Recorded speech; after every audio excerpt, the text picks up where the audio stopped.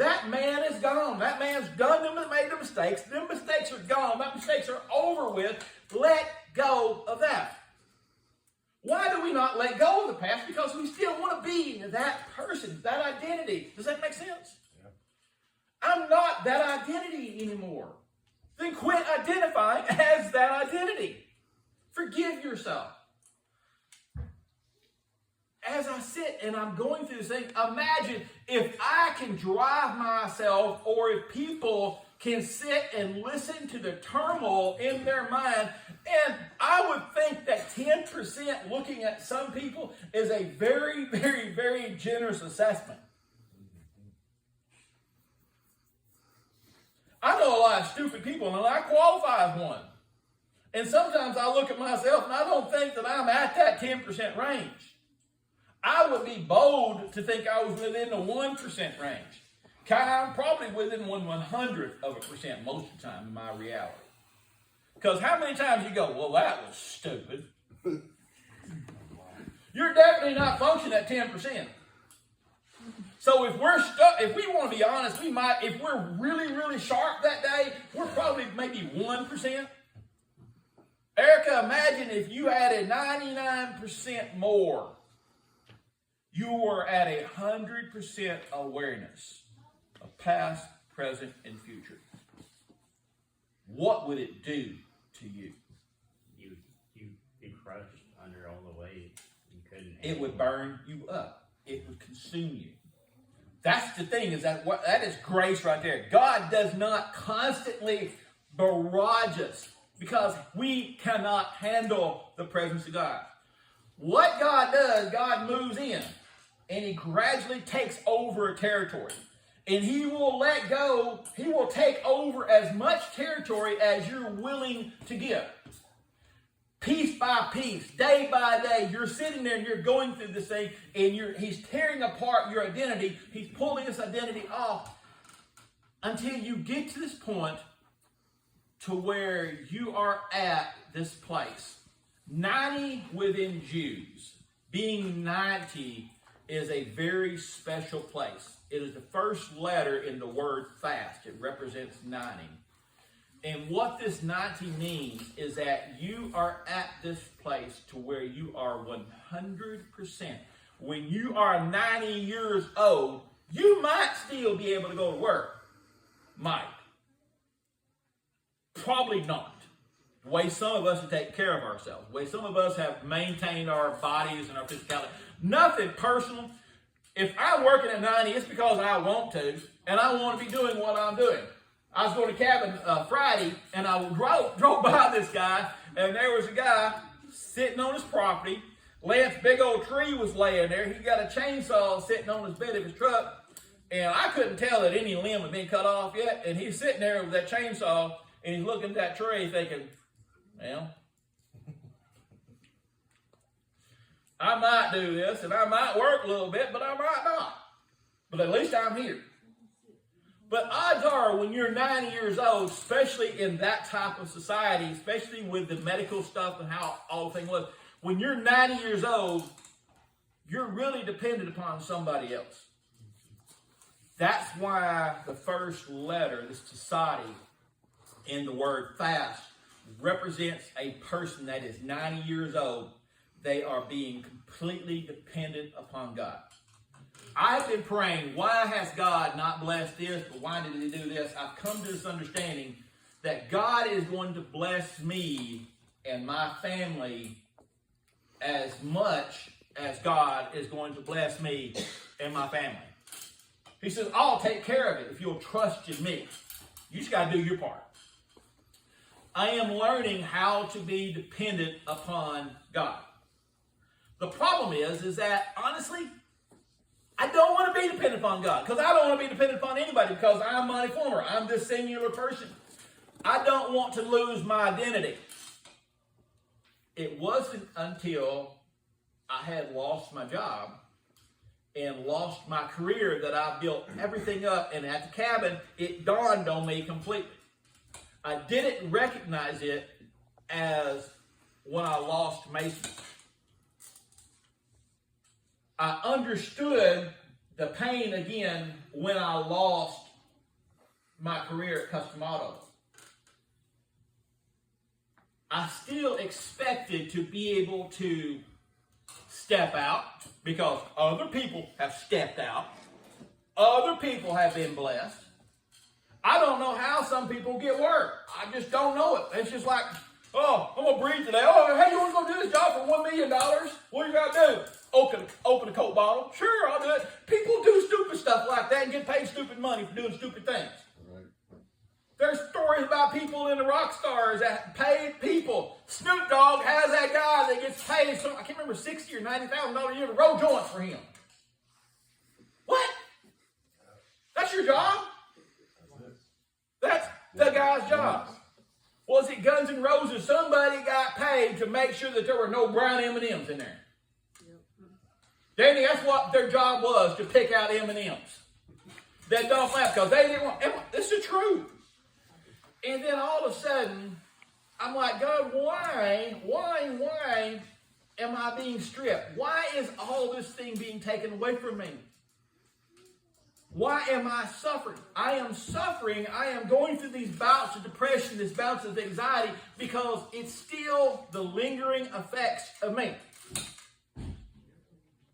But I prayed for this. That's the hard thing is, Kai, I prayed for this. What did I pray for this? I said, God, lead me where I need to be. Show me this road that I need to go down, that I can become a better this or a better that or a better whatever you want me to be. I need to know what this new identity is that you want me to be. Before God can show me this a new identity, what does he have to do?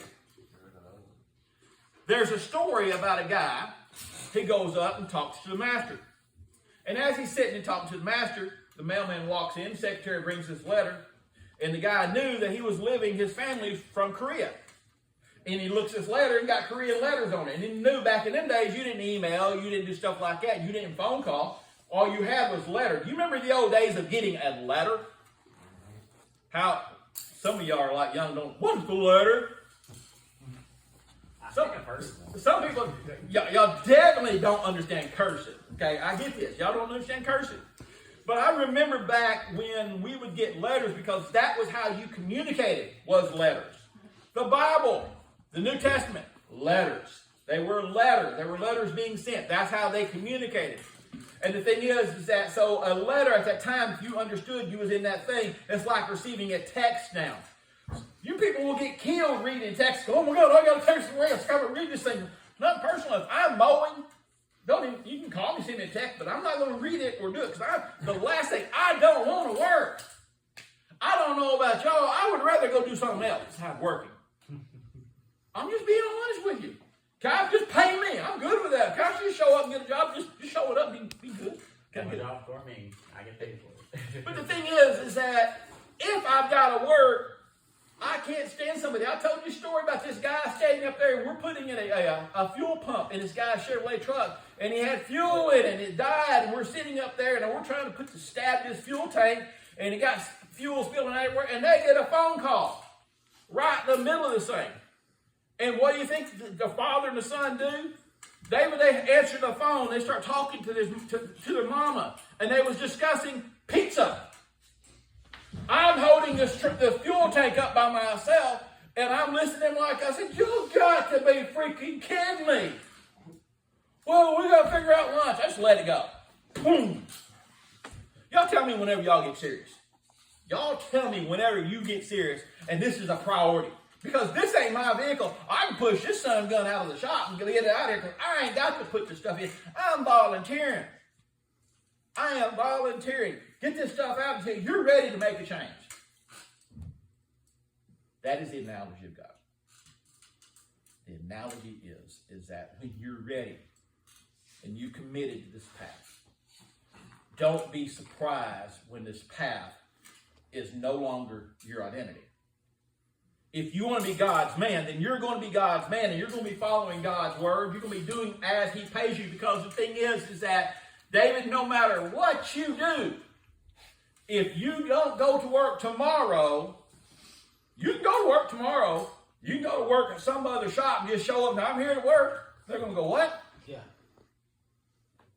It don't work that way. The thing is but that's where people freak out, and that's why all these things happen after people lost jobs, loses identity, because we cannot function in a world where we're no longer ourselves. That's why we fight this thing of God. Because if we gave ourselves wholly and completely to this concept,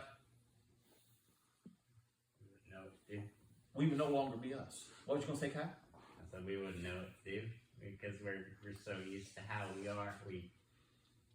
But yet, what do we want to do? We want that. We know we need to do that, but yet we cannot die to ourselves. We cannot change our world.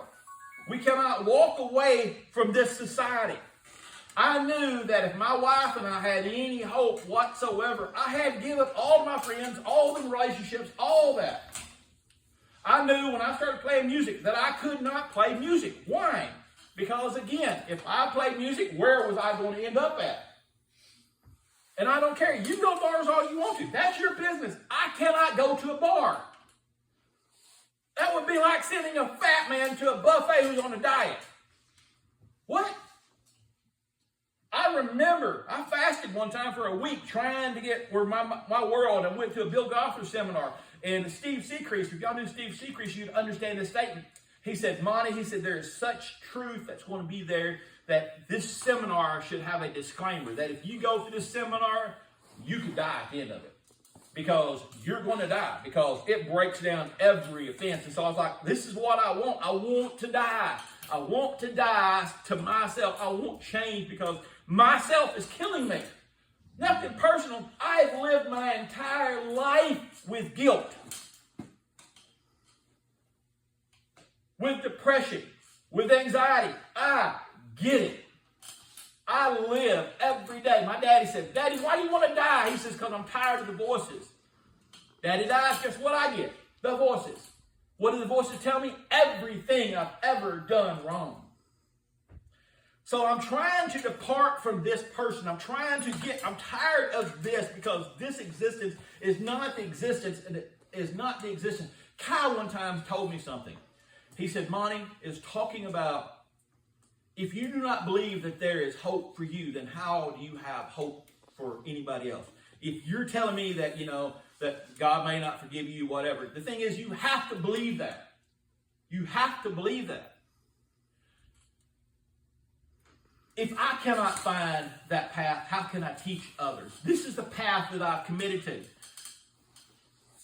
And so I know that I've committed this path, and when I see others don't, I'm like, how do you exist? How do you live this existence? I don't want to see people struggle. I don't want to see people go through these hard times because I know why I see these people going through hard times because they're going through these hard times because God ain't messing around with those that He's called. He's going to put them in a position of turmoil. He's going to put them in a position of just honestly, hell. Because again, this is the only hell that a Christian will ever endure. You're going to be in the existence of hell, and you will always be in this existence of hell because God is a jealous God. If you've ever had a jealous relationship, you know what your life is like.